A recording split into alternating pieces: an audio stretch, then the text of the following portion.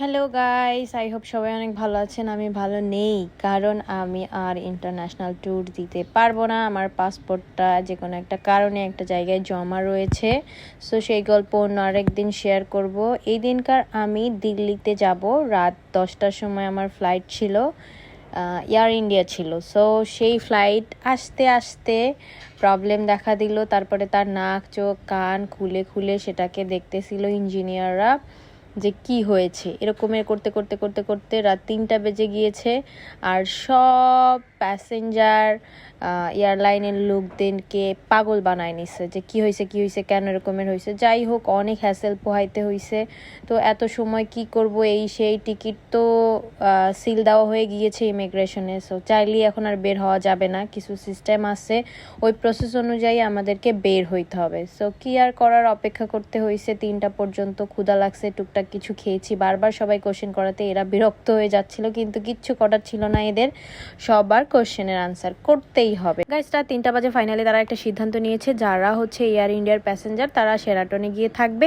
যদি কেউ চায় রিফান্ড করতে টিকিট রিফান্ড করে দিবে, ফুল রিফান্ড হবে। সো আমি রিফান্ড করে নিয়েছি, আমার সাথে অনেকেই রিফান্ড করে নিয়েছে। আর যারা হচ্ছে কিছু সংখ্যক মানুষ আছে পরের দিন ফ্লাই করতে চাচ্ছিল, তারা শেরাটনে হোল্ড করেছে। সো আমি আমার বাসায় চলে এসেছি। যেহেতু আমি ঢাকায় থাকি সেই জন্য আমার অত বেশি হ্যাসেল পোহাইতে হয় নাই।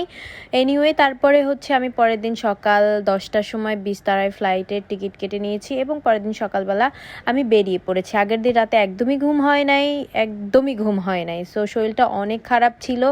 তো এই তো আমার ফ্লাইট উঠে গেলাম, তো একটু শান্তি লাগতেছিল যে ফাইনালি হচ্ছে ফ্লাই করতেছি। গাইস, তোমরা সবাই জানো আমার মামা বাড়ি ইন্ডিয়াতে। সো সেই জন্য আমার হচ্ছে গিয়ে থাকা টাকা নিয়ে বা যাওয়া নিয়ে কোনো প্যারা নাই। এর আগে আমি বহুতবার গিয়েছি আর আমি ঘুরতে প্রচুর পছন্দ করি।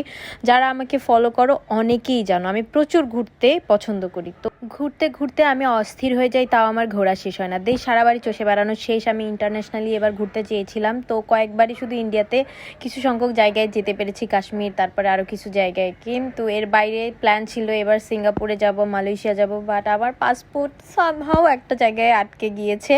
সো আটকে যায়নি, আটকে গেছে বললে ভুল হবে, আমি জমা দিয়ে দিয়েছি। তো সেটা না আসা পর্যন্ত আমি কোথাও আর মুভ করতে পারবো না। জানি না কি হবে, সেটাও আরেকটা উদ্দেশ্যে, একটা গুড উদ্দেশ্যে আমি সেটা জমা করেছি। সো সবাই আমার জন্য দোয়া করবা সেই উদ্দেশ্যটা যেন ফুলফিল হয়। নাও হইতে পারে, কারণ হচ্ছে গিয়ে আমার লাকটা বেশি ভালো না। এনিওয়ে, অনেক ক্ষুধা লেগেছে। সকালবেলা একটু কোনোভাবে নাস্তা সাথে করে নিয়ে উবারে বসে খেতে খেতে চলে এসেছি।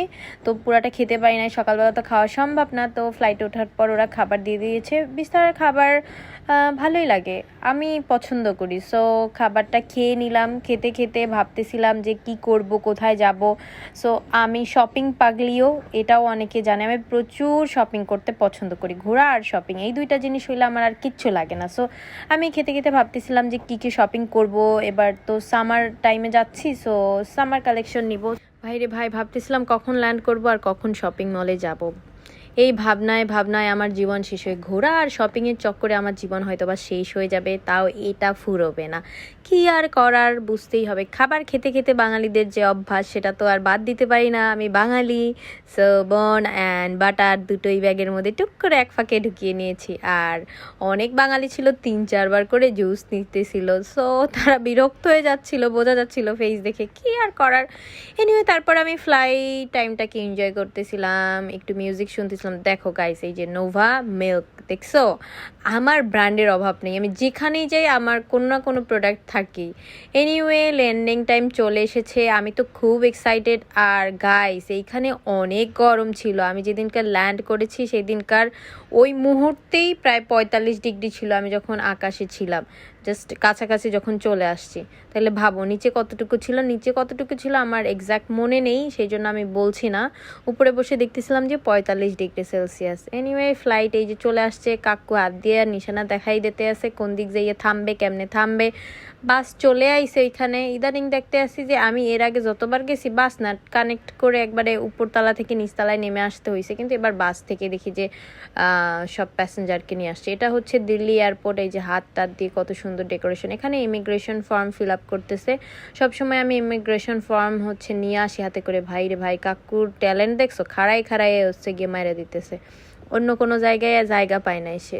সব কিছু কমপ্লিট করে আমি আস্তে আস্তে বেরিয়ে পড়লাম। বেরিয়ে পড়ার পরে অ্যাজ ইউজুয়াল যে ড্রাইভার আমাকে নিতে উনিই চলে আসছে। ওনার নাম কি জানো গাইস? গুলশান। চিন্তা করো, আমাদের এলাকা হচ্ছে গুলশান এলাকা আছে, আর এর নামই গুলশান, তাহলে কত ধনী ব্যক্তি।